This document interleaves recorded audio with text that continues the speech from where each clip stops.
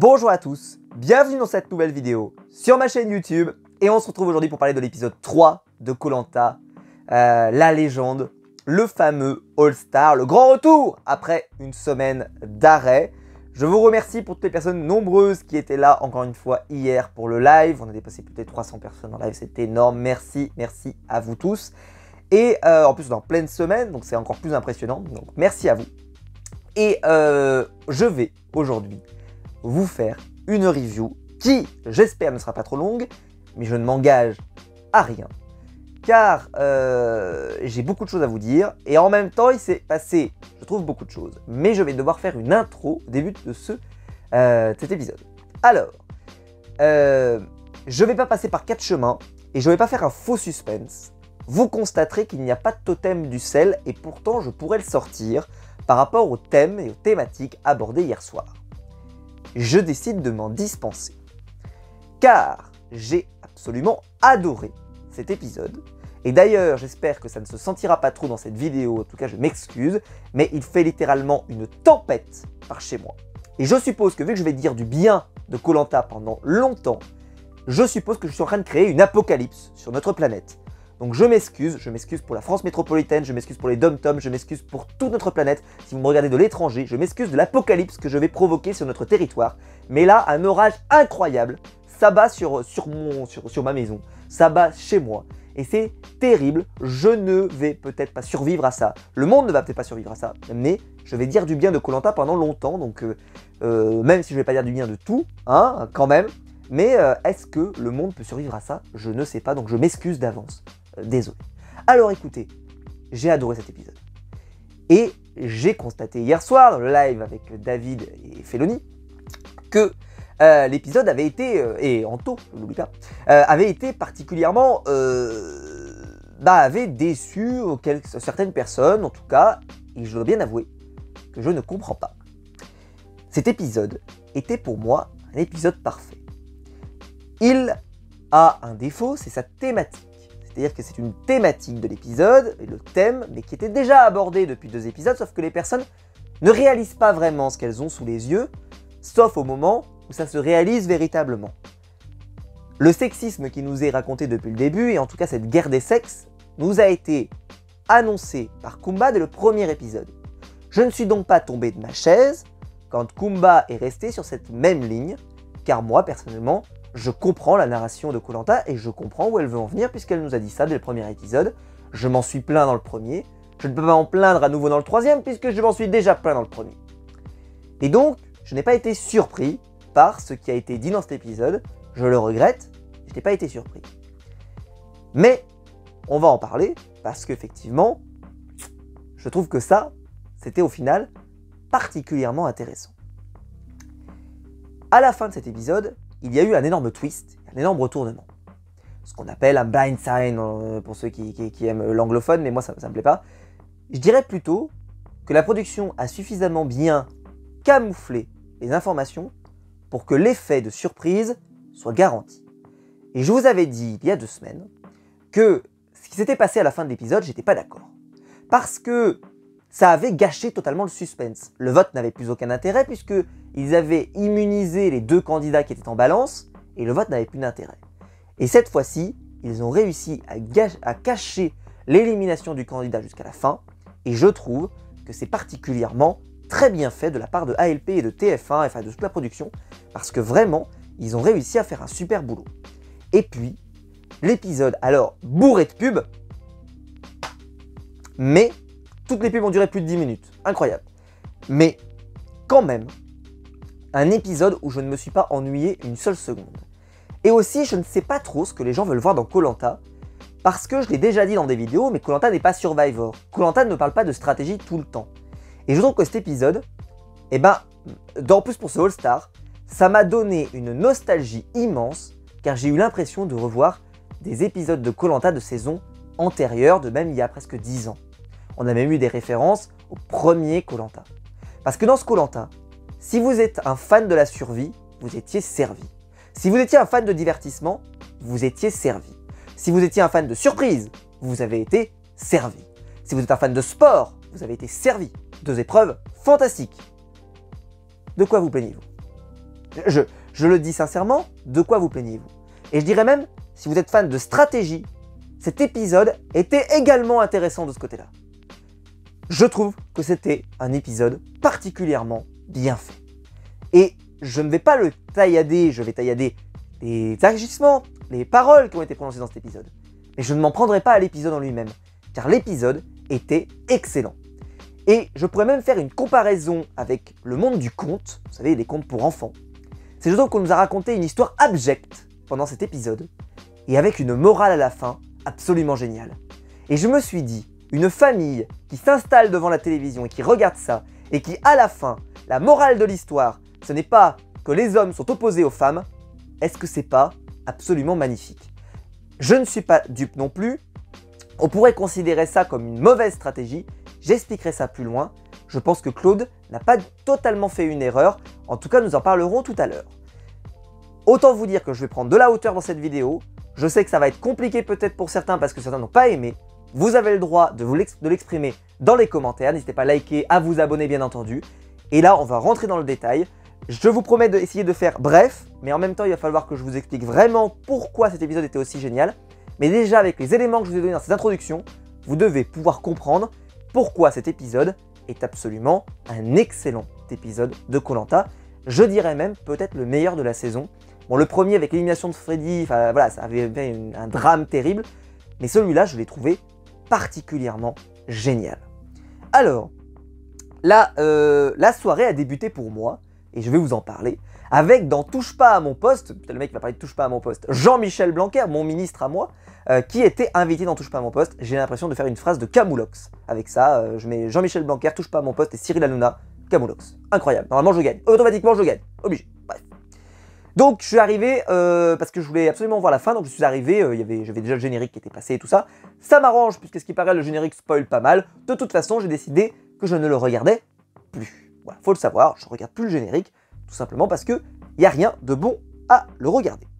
Alors, l'épisode va démarrer avec la fameuse île des bannis, avec notre ami Patrick, Cindy, Hugo et Karima. Nos amis vont se battre les uns contre les autres dans une arène pour essayer de revenir dans le jeu.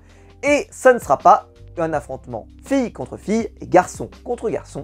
Ça sera une épreuve à 4, intergenre, dans lequel tout le monde défend sa chance, dans une épreuve d'équilibre. Ce qui fait que 2 garçons pouvaient être qualifiés, 2 filles pouvaient être qualifiées. Il n'y avait pas de règle, ou un garçon et une fille. Moi je pensais vraiment qu'ils allaient faire une fille, un garçon, pour essayer de maintenir ça jusqu'au bout. Bon, écoutez, je trouve que c'est pas si mal, surtout que l'épreuve s'y prêtait plutôt bien. Épreuve terrible, où il fallait être en équilibre. J'ai trouvé l'épreuve, moi personnellement, vous me mettez sur cette épreuve, vous pouvez m'y laisser 1000 ans, 1000 ans, jamais de la vie je pense que j'arrive à faire la pile des 5, parce que ça tanguait tellement que j'avais l'impression que le point d'équilibre était quasiment impossible à trouver, c'était absolument dantesque. Hugo va se qualifier relativement rapidement, et ensuite Karima va se qualifier. Avant ça, bien entendu, Cindy et Patrick sont arrivés sur le camp et Karima a accueilli Cindy, on va le dire, particulièrement sèchement. Cette décision me désole autant que vous, mais certains pourraient me répondre, c'est parce qu'elle a du caractère, elle va quand même pas l'accueillir alors qu'elle l'a éliminé. Je trouve que la réaction la plus jouissive, ça aurait été plutôt de nous dire, très bien en facecam, pas à elle, de lui dire, nous alors juste elle l'accueille, un peu sport, en disant bon bah je suis rien, enfin pas vraiment méchant. Et nous, pourquoi pas, elle nous fait une interview en lui disant bah la meilleure récompense que je pourrais faire, c'est la virer, que ce soit moi qui l'élimine, en gros un peu comme ça. Ça aurait pu être sympa. Ça n'a pas été la décision de la prod, enfin ça n'a pas été la décision de Karima surtout.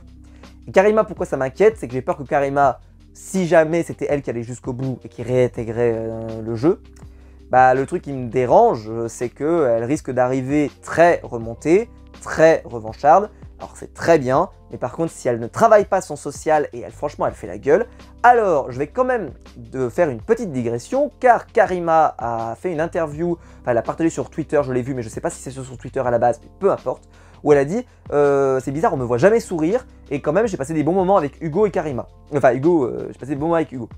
Alors je vais répondre à Karima quand même sur ce point-là.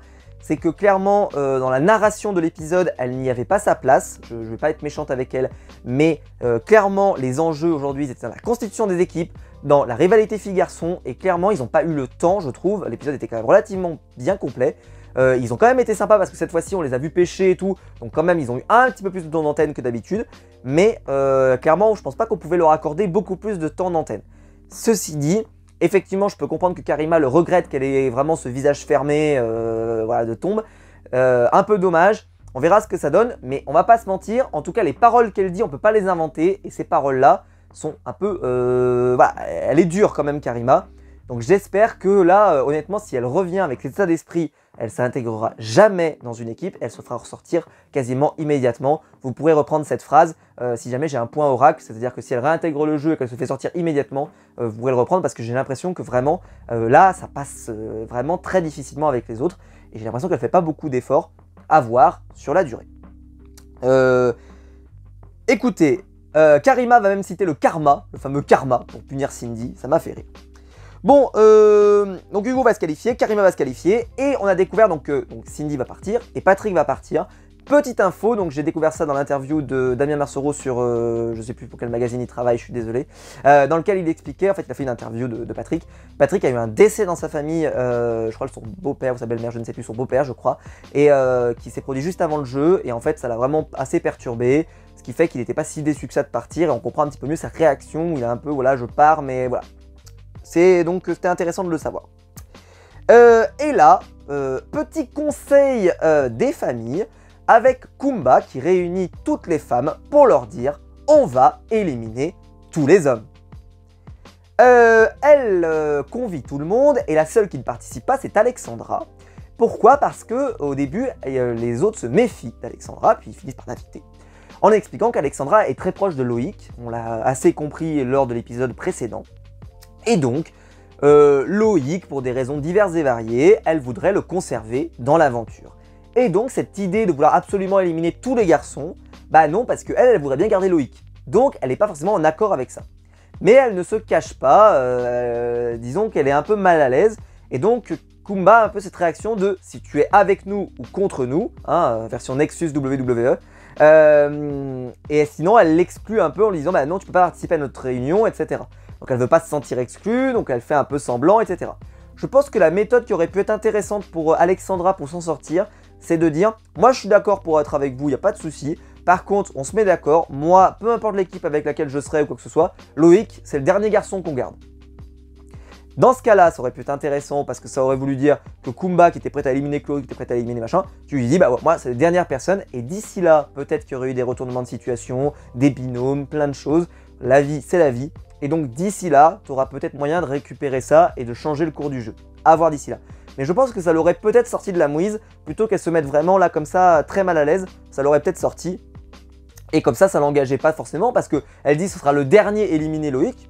Très bien, ok, donc elle peut... et en plus, c'est ce qu'elle va dire plus ou moins après. C'est qu'elle peut éliminer tous les autres garçons, sauf Loïc. Donc je pense que ça aurait pu être intéressant, et qu'elle dise plutôt, voilà, Loïc, ce sera le dernier que j'éliminerai, même si c'est pas forcément vrai qu'elle va l'éliminer. Et puis comme je vous l'ai dit, d'ici là, il sera peut-être passé plein de choses, et on en aurait reparlé.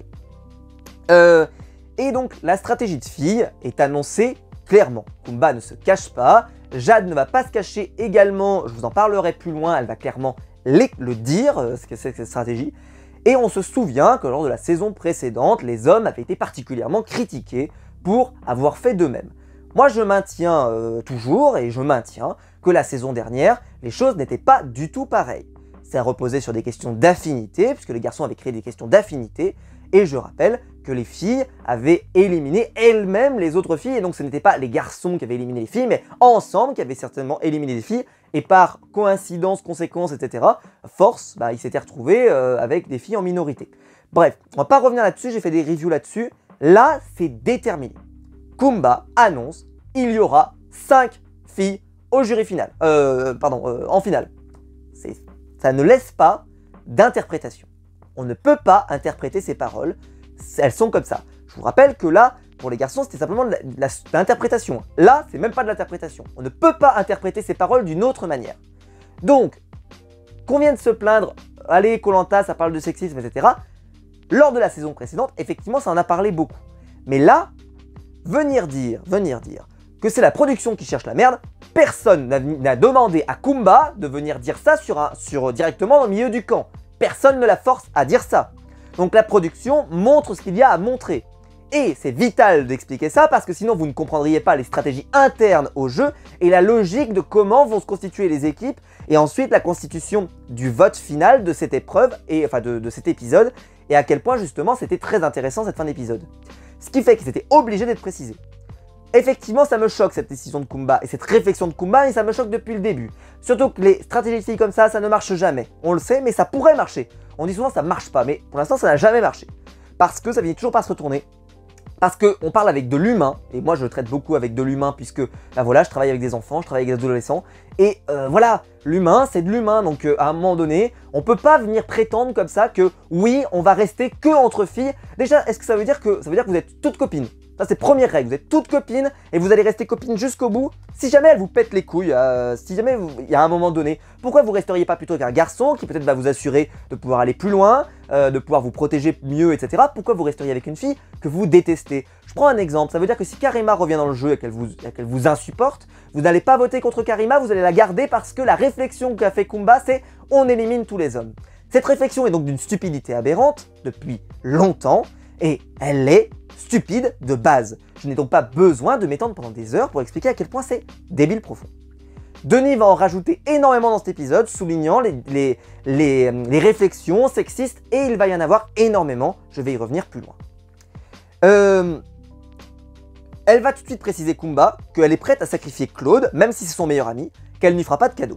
Ce qui répond d'ailleurs à une question que j'avais posée, ou je vous avais posée sur Claude, est-ce qu'il y a un problème avec le All-Star? On disait Kumba c'est sa meilleure amie, etc. Et que donc voilà, elle ne voudra pas contre lui, machin. Elle a quand même annoncé, voilà, vraiment sans se cacher, je suis prête à voter contre Claude, sans problème. C'est pas le Koh-Lanta de Claude, je le respecte énormément, je l'aime énormément, c'est le plus grand aventurier, elle l'a même dit. Mais on n'est pas là pour voir gagner Claude, on est là pour se battre, pour se défendre. Et c'est peut-être le propos de Kumba le plus cohérent de tout l'épisode. Bravo, félicitations. Mais il a fallu se taper des choses incroyables avant ça. Je rappelle, juste petite statistique, que la dernière fois qu'on a eu une stratégie de femmes, c'était la nouvelle édition. Au final, constat, 0 femmes en finale. On avait 10 minutes de pub à ce moment-là, après seulement 20 minutes d'épisode. C'est-à-dire que le ratio, il est improbable, 20 minutes d'épisode, 10 minutes de pub. À ce moment-là, je trouve que c'est absolument hardcore. L'épisode a fini relativement tard, à peu près vers 23h30. Je trouve que ça va, mais moi je pense que TF1 gagnerait à finir vers 23h15, parce qu'on est quand même en pleine semaine. Mais bon, honnêtement, l'épisode était tellement bien que j'ai pas envie de leur reprocher ça, donc je vais rien leur dire. Alors, donc je vous parlais en live de cette épreuve de confort qui allait être organisée, et je comprenais pas forcément encore totalement les règles. Eh bien, les règles ont été expliquées, et ça a été une vraie excellente surprise pour cette saison. Pour l'épreuve de confort, j'avais donc vu Denis s'exprimer sur Twitter, où il expliquait « C'est une épreuve des flambeaux, mais ils sont pas en équipe au début, mais ils vont constituer l'équipe en faisant l'épreuve. » Je vous le cache pas, c'était très flou dans mon esprit, je voyais pas vraiment comment il allait faire. Et ben pourquoi? Parce que c'était un peu une première. J'ai trouvé l'idée brillante. Brillante. Vous vous rendez compte, le mec il dit ça sur cet épisode, mais c'est fou, mais qu'est-ce qui se passe, Maxime? Qu'est-ce qui s'est passé? Tu as changé. Mais quand c'est bien fait, faut reconnaître. Et alors là, c'est du bonheur. Parce qu'alors là, si vous aimez de l'analyse, bah alors là, vous pouvez juste, ne serait-ce que prendre les prénoms les uns après les autres, et essayer de comprendre les réactions et les logiques qu'il y a au sein de chaque équipe. Alors, la règle, c'est Clémence et Loïc, qui étaient les gagnants de la semaine dernière, sont les deux premiers. Ils vont se jeter pour aller chercher une torche, et en fait, chaque torche est nominative. C'est-à-dire que si tu récupères la torche de Claude, et ben Claude sera dans ton équipe.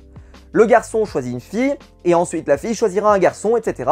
pour avoir des équipes mixtes avec autant de garçons que de filles.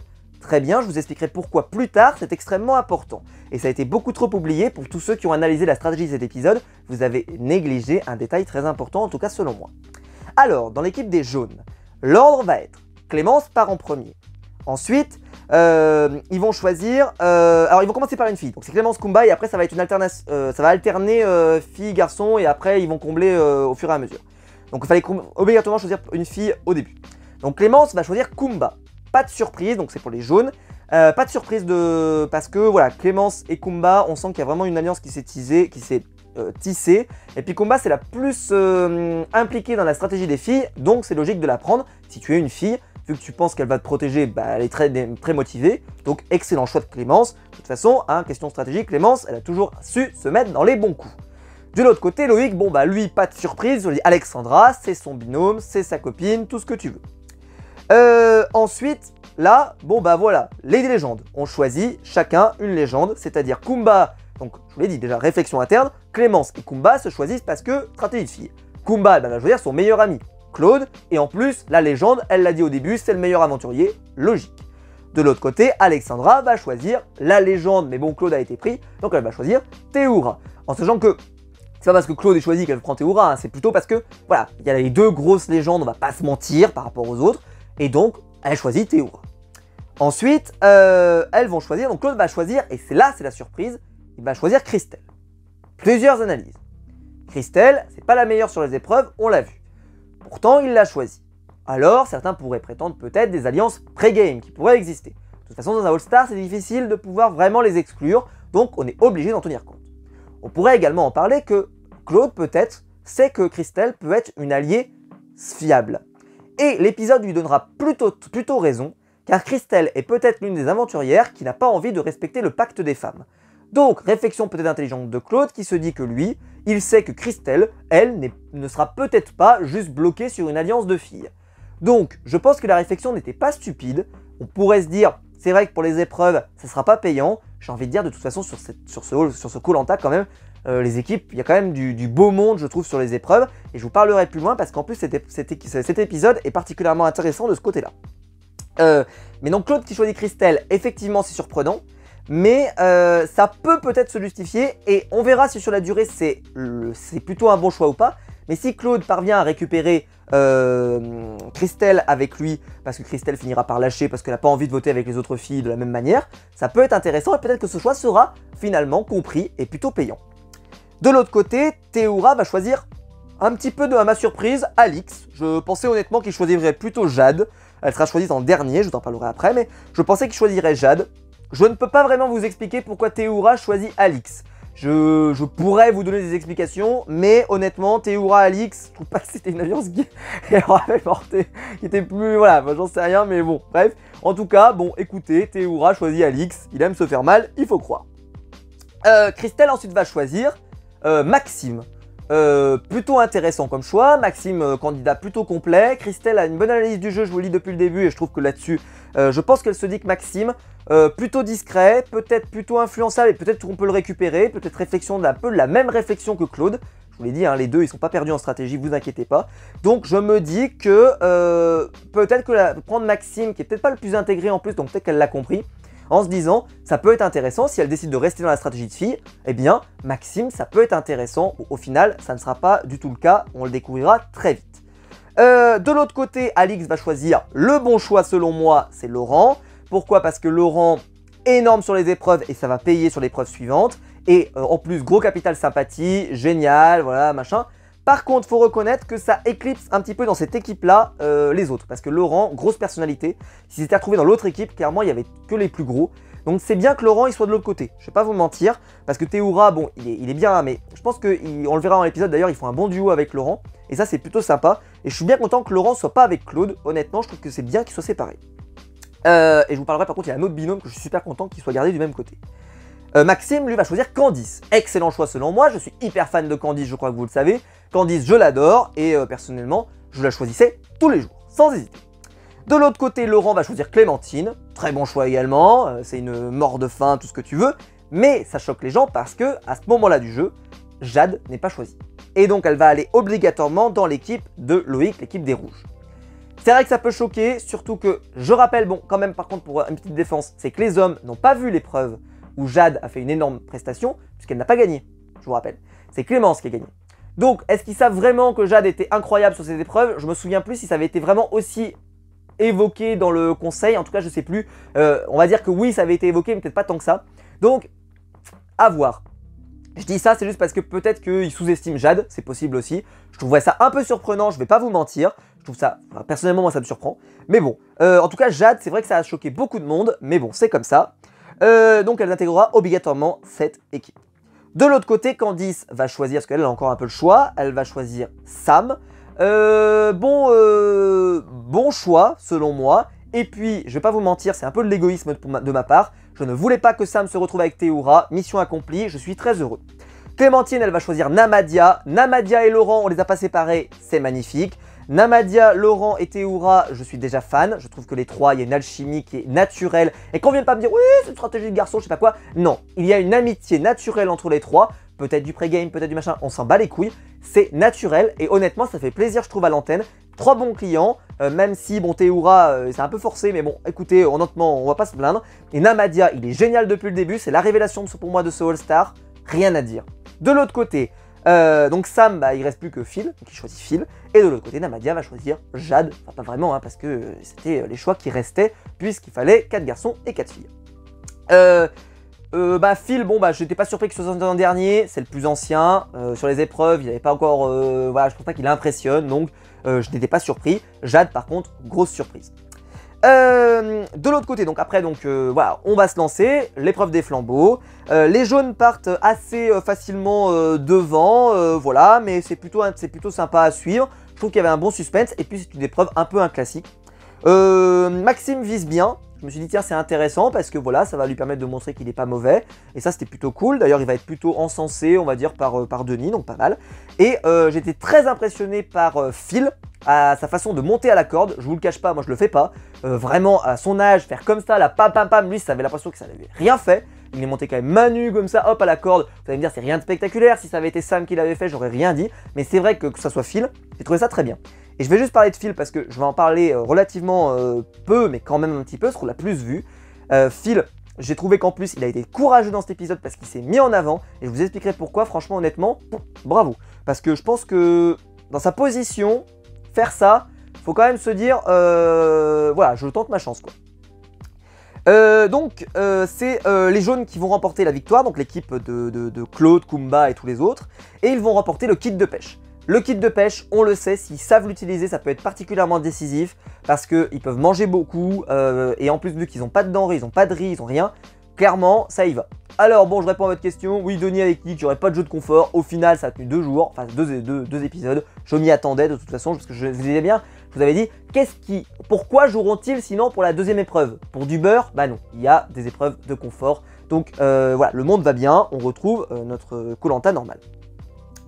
Donc, moment de nostalgie qui fait plaisir, on revoit les premières images de Koh-Lanta de l'époque, donc on renomme les équipes comme à l'époque, les Korok et les Lantanaï, c'était super, très bon clin d'œil. Moi je trouve honnêtement c'est pas surfait, je trouve que c'est très bien, c'est pas, vous voyez, toi il n'y a pas ce côté vraiment, ah là là, c'était super cette première saison, parce que je rappelle que c'était une saison, voilà, c'était pas le même Koh-Lanta qu'aujourd'hui, les règles étaient pas du tout les mêmes, ça avait rien à voir, le côté aventurier était pas du tout pareil, enfin rien à voir, c'est très difficile de comparer, mais honnêtement, c'était très bien, et puis ça a permis de rendre hommage au présentateur qui en plus est décédé depuis. Enfin franchement, vraiment super.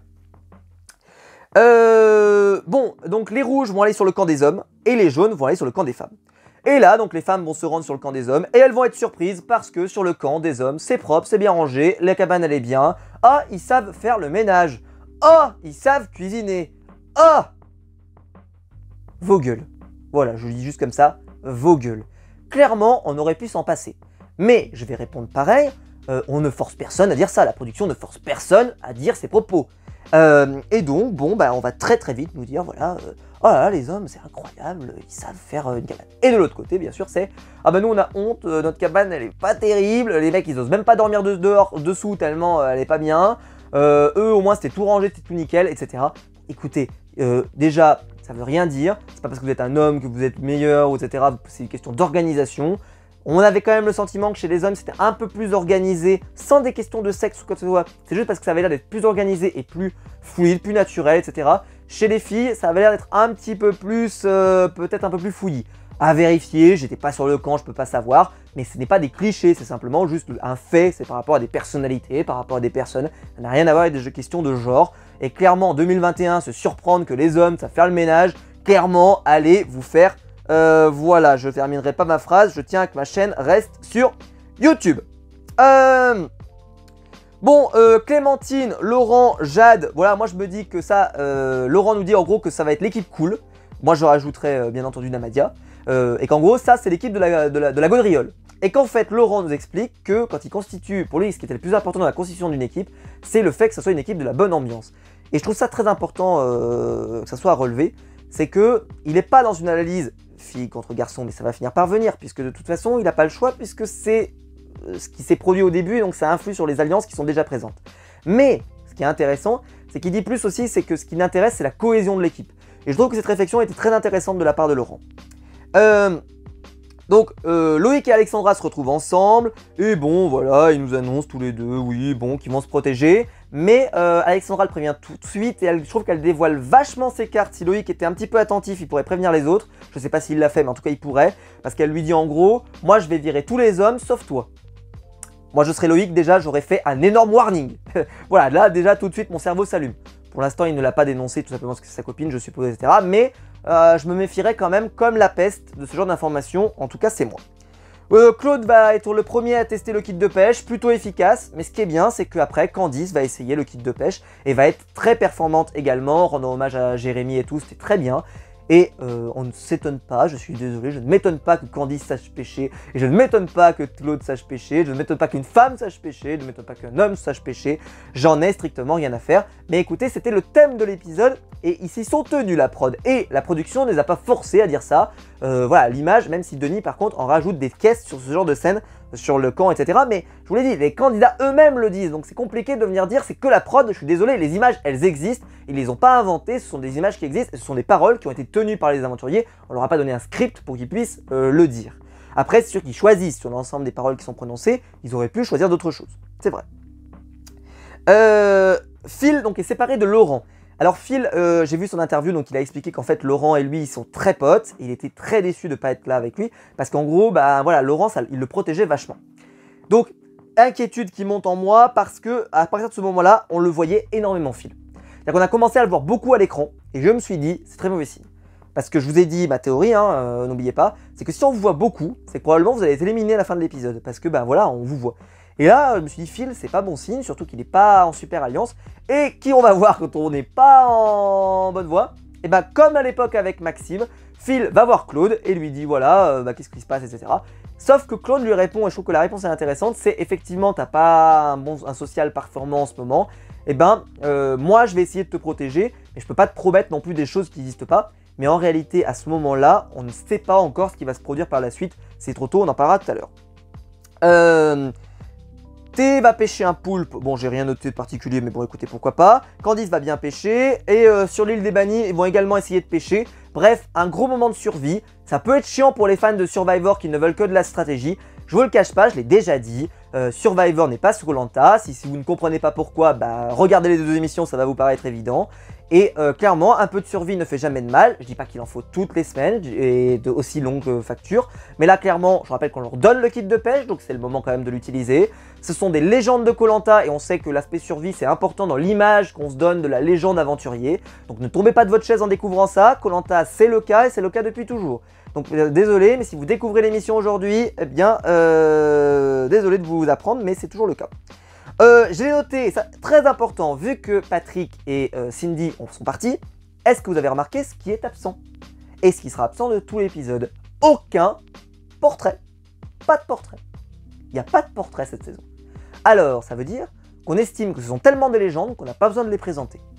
Je trouve ça très couillu de la part de la production, et je vais dire, c'est bien, parce que ça permet de garder le rythme, c'est mal, parce que ça veut dire que vous excluez une partie des gens qui ne connaissent pas Christelle, qui ne connaissent pas Patrick, qui ne connaissent pas Cindy, etc. Peut-être qu'il y a des gens qui ne les connaissent pas. Et s'ils ne les connaissent pas, ça veut dire qu'ils n'ont pas la possibilité par la production de pouvoir se renseigner. Je trouve ça dommage, c'est personnel, mais en même temps, moi qui les connais, je les connais par cœur, j'ai pas besoin d'avoir leur pédigré. Mais est-ce qu'une petite vidéo promo aurait peut-être été utile? Je n'en sais rien. Dites-moi dans les commentaires si vous, ça vous a manqué. Je suppose que si vous êtes sur cette chaîne YouTube, vous les connaissez de toute façon, donc vous n'en avez pas besoin. Mais je pense à certains, peut-être que par exemple, Maxime est parti à la fin de l'épisode, vous le savez. Eh bien, Maxime, Tessa ne le connaissent pas suffisamment. Ça aurait peut-être été bien d'avoir son petit portrait. Écoutez, ce qui est bien aussi, je vais quand même le reconnaître, c'est qu'aussi en plus les portraits, souvent ça spoilait. Parce que si tu avais son portrait ou que tu l'avais pas, tu te disais, ah bah c'est que lui, il va pas partir.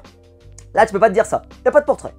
Donc ça a maintenu le suspense. Quand je vous dis que l'épisode, vraiment, il y a eu des choses intéressantes, mais voilà, à analyser en termes de production télé, c'était passionnant. Mais ça peut-être que ça intéresse que moi. Mais moi, je trouve que c'était hyper intéressant comme épisode et hyper riche, je le maintiens encore aujourd'hui. il y a une chasse au crabe pendant la nuit, plutôt sympa, un moment fun et tout.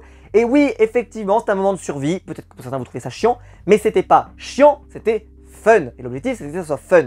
N'oubliez pas, Koh-Lanta c'est à la fois du divertissement, et là, la notion de divertissement a été respectée. En plus, on a eu de la survie, bravo. En plus, c'est bien pour le social, parce que c'est bien, ça permettait déjà de voir un peu une cohésion d'équipe. Vous vous rendez pas compte, les équipes se constituent, c'est super d'avoir monté ce genre de scène. Très bien, et puis surtout, vu qu'on est en plus dans une période là où il y a la rivalité fille-garçon, machin et tout, ça faisait du bien d'avoir un moment justement où il n'y a pas de cette rivalité fille-garçon, tout le monde travaille ensemble et tout. Je pense qu'honnêtement, ça faisait aussi du bien d'avoir ce bol d'oxygène là-dedans. On va avoir Namadia qui va inventer une sorte de cri de guerre à la base de Cocorico Coco Coroc.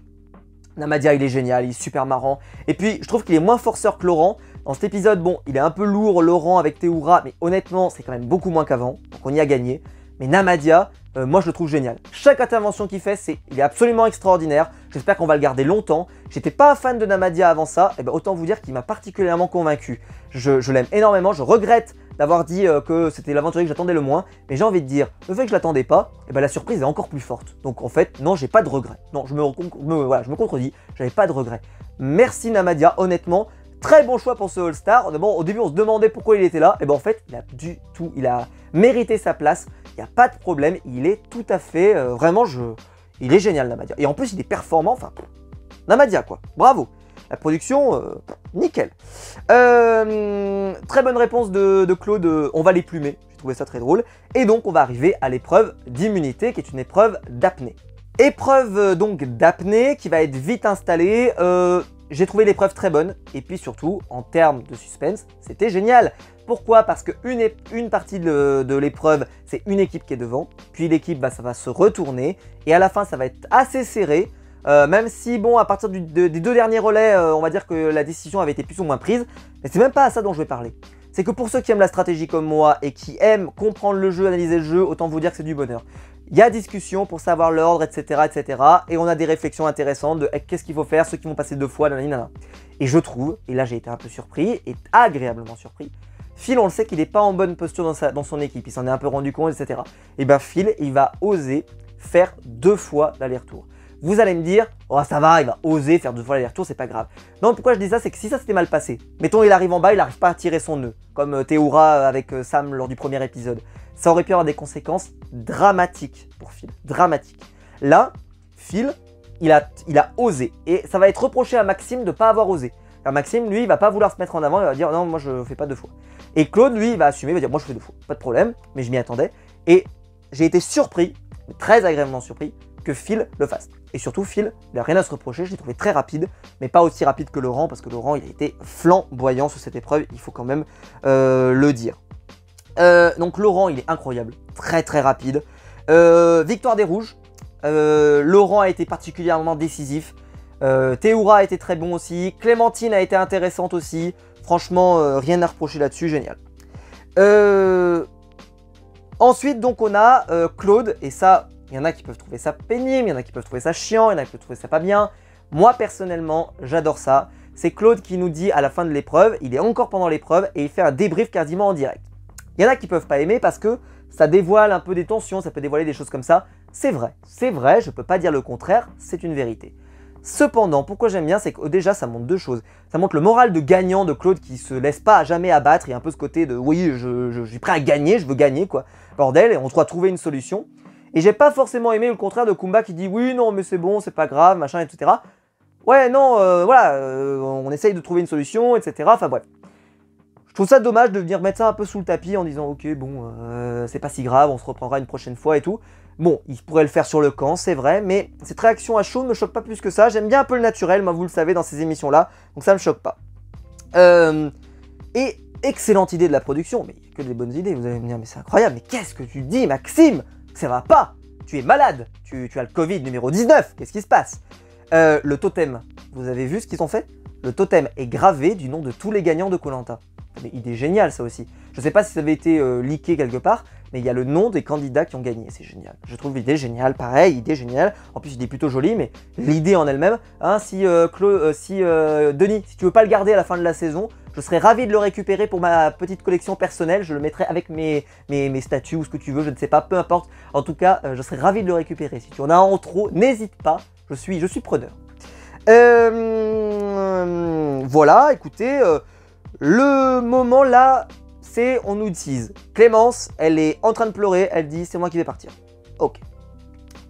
Nous on nous tease que c'est plutôt peut-être Phil ou Maxime qui vont partir parce que Kumba a décidé que c'était un garçon qui devait partir, c'est l'un ou l'autre.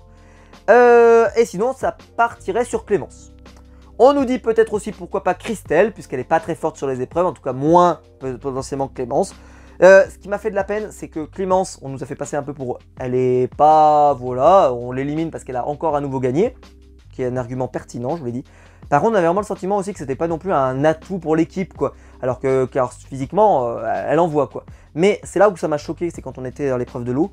Kumba, elle a un corps de malade mental, hein, une armoire à glace, un truc de malade. En plus, elle est fine, donc j'ai peur qu'elle souffre de la faim. Et je me suis fait la réflexion à ce moment-là parce que je regardais Kumba et j'ai regardé Claude. Et c'est vrai que Claude, il a déjà maigri, je trouve pas mal. J'espère que ça lui portera pas préjudice sur la durée parce que clairement, il a déjà pas mal maigri, je trouve. Parce qu'il a pas tant de réserves que ça, je trouve, Claude. Il part pas avec des réserves, donc là, sans riz, sans rien, va falloir pêcher, Claude, hein. Va pas falloir traîner. Oui, donc Christelle, la réponse qu'elle va donner sur Maxime, c'est qu'il n'est pas téméraire. Et elle va justifier ça en expliquant que Phil, lui, il a osé aller dans l'eau et faire les 2 allers-retours.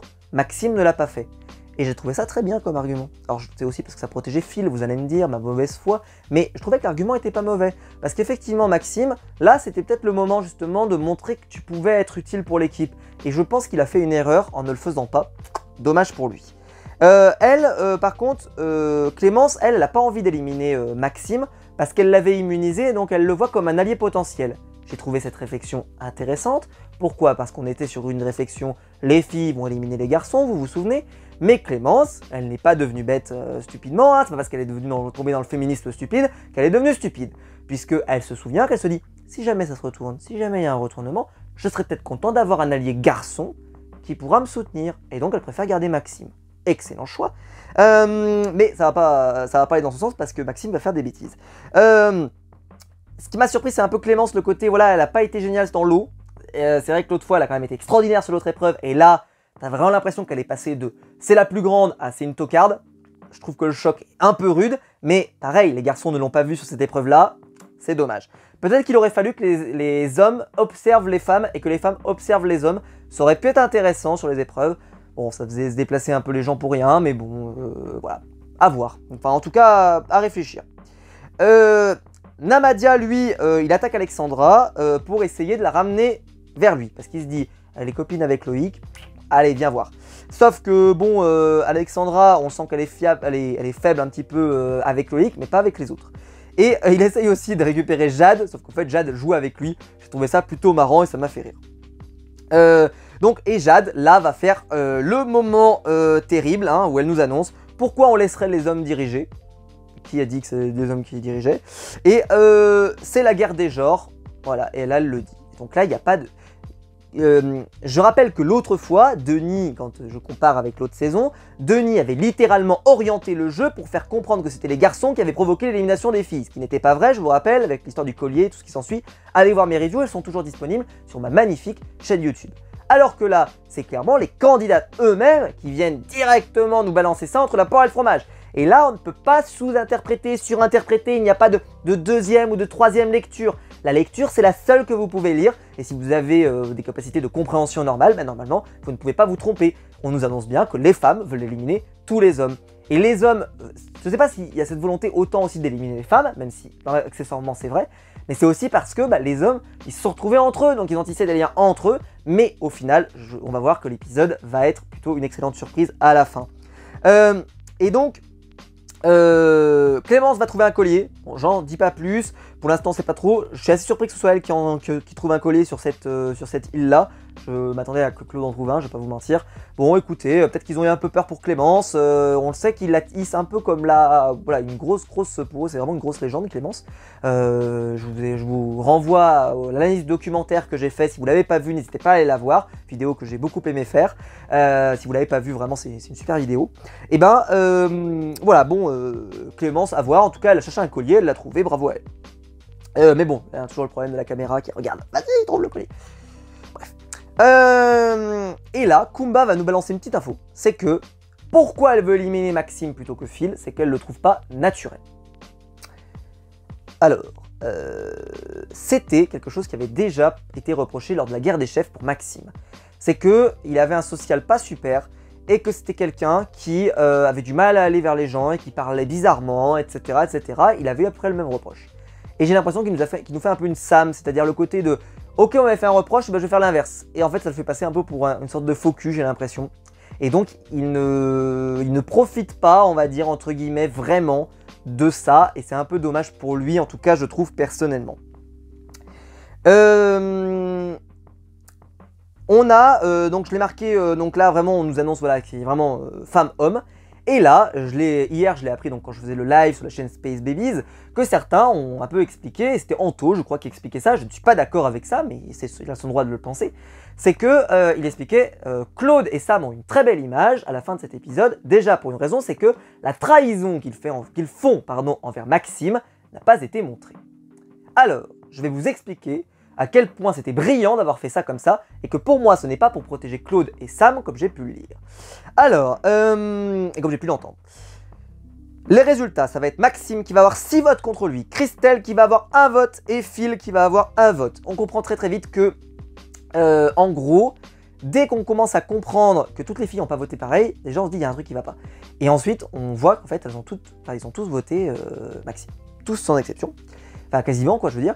Et donc, il y a eu une sorte d'unanimité. C'est-à-dire que les hommes et les femmes ont voté ensemble. Donc, à la fin, c'est-à-dire qu'on te fait toute une stratégie pour que les femmes et les hommes s'opposent, pour qu'à la fin, on vote pour celui qui leur semble faux, insupportable et tout ce que tu veux. Ils leur font pas confiance pour la réunification. Il y a plein de raisons de le virer. Je vous expliquerai après pourquoi. Et donc, Maxime serait trop calculateur, trop stratège, en tout cas, c'est ce qu'on lui reproche. Et que Sam et Claude refusent de faire une stratégie où ils doivent éliminer toutes les filles.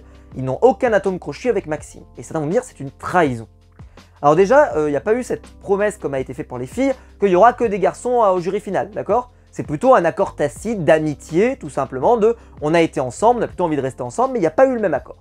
Et vous êtes de mauvaise foi, je trouve, particulièrement, puisque Claude, lors de l'épisode précédent, a quand même dit à Maxime, sans prendre de gants, je vous le rappelle, en lui disant on va pas se mentir Maxime, t'es au fond du bus. Il lui a dit cash. Donc c'est pas comme si c'était son pote absolu de l'aventure et que le mec il lui avait promis de le protéger, etc. Il l'a un petit peu plus fait avec Phil, ça s'est confirmé dans cet épisode, mais c'était déjà le cas dans l'épisode précédent. Peut-être que Claude fait une continuité avec le travail que faisait Laurent, etc. Donc il y a peut-être un truc intéressant à creuser là-dedans. Mais ne venez pas me prétendre que Maxime, Claude et Sam c'était les meilleurs amis du monde sur l'île. C'est absolument pas le cas, on n'a absolument pas vu ça, ou alors allez revoir les 2 premiers épisodes et ça va vous sauter aux yeux. Donc voilà, remater ces épisodes si ça ne vous paraît pas assez évident, parce que clairement, il n'y a pas de façon d'autre d'interpréter ça. Clairement, ils n'ont pas fait une trahison. Oui, ils ont éliminé un garçon, mais ils n'ont pas fait une trahison. Ils s'entendent moins avec lui, ils le trouvent stratège, ils le trouvent calculateur, ça ne va pas. Ils l'ont déjà dit que ce n'était pas un aventurier avec lequel ils étaient particulièrement à l'aise, ils l'éliminent. Je suis désolé, pourquoi il le garderait avec lui, je vois pas l'intérêt. Et puis, je soupçonne que Claude a d'autres raisons. Pourquoi? Parce que stratégiquement, alors ils vont me dire mais stratégiquement c'est mauvais parce qu'ils vont se retrouver en infériorité. Oui, mais je me suis dit aussi, si Claude a regardé ce qui s'est passé, c'est Laurent qui est particulièrement décisif sur la prochaine épreuve. S'ils ont éliminé un garçon de l'équipe, ça veut dire que prochaine épreuve, il y a la boule noire et on élimine un garçon. En tout cas j'espère que ça va être à la boule noire et pas à décision. Si c'est à la boule noire, ça veut dire que peut-être on peut perdre, enfin l'équipe d'en face peut perdre Théoura ou peut perdre Laurent. Et dans ce cas-là, l'équipe d'en face peut être affaiblie, et donc, parce qu'ils élimineront peut-être pas un garçon, eux, de l'autre côté, et donc, eux, ils perdront peut-être une fille, pourquoi pas. Imaginez si ça tombe sur Christelle, là, c'est génial pour eux, presque on pourrait dire. Donc peut-être que, techniquement, sur la durée, ça peut être un choix qui sera payant. On vérifiera, mais ça peut être intéressant. Donc ils n'ont pas perdu au champ, là, ils ont éliminé Phil ou Maxime. Phil a été bon, Maxime a été bon, mais au final Maxime n'a pas été extraordinaire ni transcendant. Phil a été plutôt bon et je trouve assez plutôt illustré, en tout cas à tout donner. Il a rien à se reprocher, je vous l'ai dit tout à l'heure. Et puis Claude a fait cette réflexion pour la fin, c'est les connaissances c'est bien, mais l'action c'est mieux.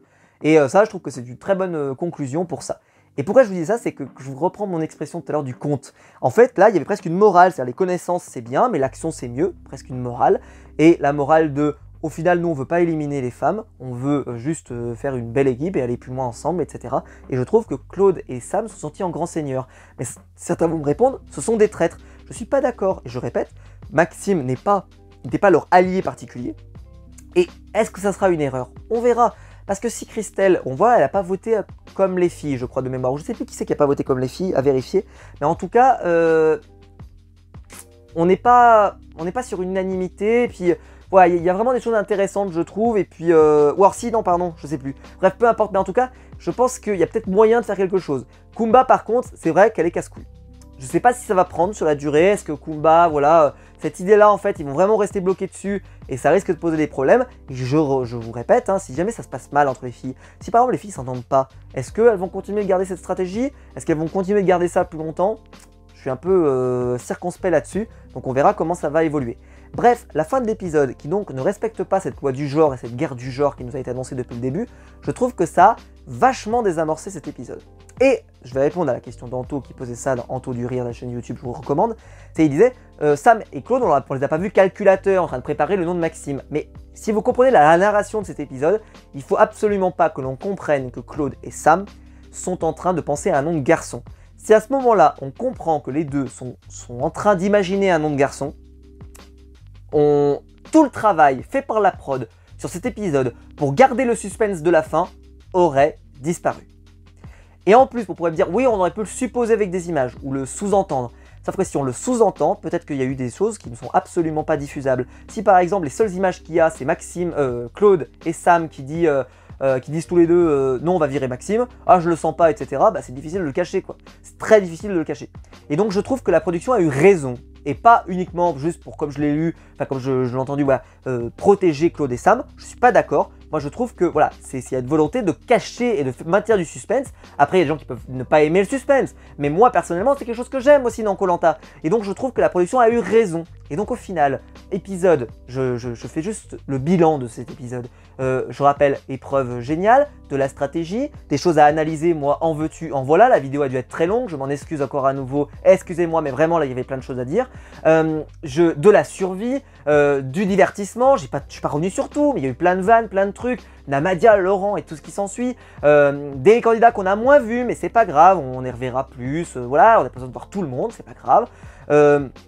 Des très bonnes épreuves, l'île des bannis ça a été plutôt sympa, du bon rythme je trouve, un épisode qui a été plutôt d'une bonne durée, sans être trop long ni trop court, même si je l'aurais un peu raccourci, on se serait passé de voir Karima avec Hugo en train de pêcher, mais bon écoutez, au moins on les a vus, c'est déjà pas si mal. Mais honnêtement, je pense que c'était un excellent épisode. Mais n'hésitez pas à venir dans les commentaires si vous n'avez pas aimé cet épisode. Et je vous le dis, hein, je n'ai pas aimé la thématique de cet épisode, l'affrontement fille-garçon.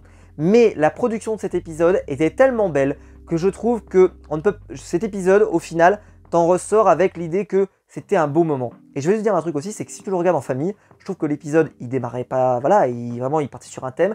Et je trouve que la morale de fin, si vous regardez ça avec des enfants et tout, je trouve que c'est plutôt sympa comme morale à la fin. Alors, on verra, parce que la semaine prochaine, si ça part de l'autre équipe, elles sont encore aussi dans cette idée-là, donc on va le trader la semaine prochaine, ce problème-là de filles, garçons et tout ce que tu veux. Mais quand même, t'imagines, tu regardes ça en famille, et à la fin, la résolution de tout ça, c'est les hommes et les femmes ont voté ensemble et ils ont éliminé Maxime. C'est plutôt beau, quoi. Alors, c'est peut-être un côté un peu sympa, un petit peu angélique de ma part, alors pourtant vous savez que je suis pas le dernier pour critiquer, mais je trouve qu'honnêtement, la production a plutôt bien joué le coup, l'épisode a été rythmé, intéressant. L'épisode prochain est plein de promesses, on va avoir l'épreuve du paresseux et on sait que de nombreux aventuriers, puisque Denis l'a précisé, vont battre le record. Alors, je me méfie comme la peste de cette stat, je le dis maintenant. Pourquoi? Parce que je rappelle que je sais pas quel est le record, mais je suppose que le record c'est peut-être Claude et Théoura, quand il tenait à un bras, ou alors est-ce que c'est Sam avec Claude? Si c'est l'un ou l'autre, ça veut dire qu'il faut faire les choses au même moment. Donc je rappelle que pour la règle avec Sam et Claude, j'en ai suffisamment gueulé l'année dernière, il y a 2 ans maintenant, où c'était juste, il faut rester immobile. C'est à peine tu faisais un petit tremblement, tu étais éliminé, complètement stupide. J'espère donc, si Denis tu m'écoutes, mais c'est trop tard, mais j'espère que tu m'auras écouté et que tu auras entendu ma review il y a 2 ans, bordel de merde. J'espère que ça finira sur un bras et pas une règle à la con de on peut pas bouger. Voilà, j'espère que ça finira sur un bras, s'il faut pour faire la décision. Et on verra si, par contre, si jamais par exemple ils veulent vraiment battre le record. Et donc, quand ils battent le record, ils sont pas à un bras, ça veut dire que c'est triché en fait. Alors, c'est pas grave, mais ça veut dire que c'est magouillé parce que cette statistique, elle n'a pas de valeur précise parce que dans l'autre cas, ils les avaient fait mettre à un bras. Donc si le record il est battu et qu'à ce moment-là, ils ont encore leurs 2 bras, vous pourrez comprendre tout de suite que ça veut dire qu'il n'y a pas de logique et que les questions de durée, etc., on compare des pommes et des oranges et qu'en réalité, ces statistiques n'ont strictement aucun sens. Et voilà, j'ai cassé le mythe tout de suite de cette épreuve, c'est terrible, mais il fallait que je le dise parce que comme ça, quand vous verrez l'épreuve la semaine prochaine, vous y penserez. Ça n'enlève rien à la performance qui va être faite et qu'elle va être historique, incroyable, etc. Il n'y a pas de souci. Mais par contre, voilà, à souligner. Merci à tous de m'avoir suivi. La vidéo était très longue, je m'en excuse. Je sais, mais vraiment, c'était passionnant pour moi de vous débriefer tout ça. J'espère que vous n'avez pas entendu trop l'orage qui était autour de moi parce que clairement ça tombe depuis tout à l'heure. Il fait une chaleur terrible dans cette salle parce que clairement il fait lourd, c'est incroyable, enfin bref. Mais écoutez, j'étais super content de vous parler de tout ça. J'ai hâte de vous lire en commentaire, de faire vos retours sur cet épisode, de venir me contredire, de venir dans mon sens. Allez-y, régalez-vous, j'ai hâte de vous lire. Je me régale chaque semaine à pouvoir vous lire et je réponds autant que je peux, mais je suis très pris, mais j'essaye de répondre au maximum. Si la vidéo vous a plu, vous pouvez liker, vous pouvez vous abonner, vous pouvez la partager sur les réseaux sociaux. Le bouton rejoindre juste en dessous pour devenir membre soutien et soutenir la chaîne financièrement et je vous en remercie pour tous ceux qui le font. On a battu récemment le record du nombre de membres soutien pour la chaîne YouTube et je vous en remercie. Merci à vous de faire cette chaîne un succès. Les vidéos cartonnent et je vous remercie. La dernière fois, on a explosé aussi le compteur de likes sur la première vidéo aussi. Merci, c'est grâce à vous que cette chaîne existe et je vous remercierai jamais assez de ce que vous me faites vivre sur cette magnifique chaîne YouTube. On se retrouve de toute façon nous très vite pour des nouvelles vidéos sur ma chaîne YouTube. Ciao!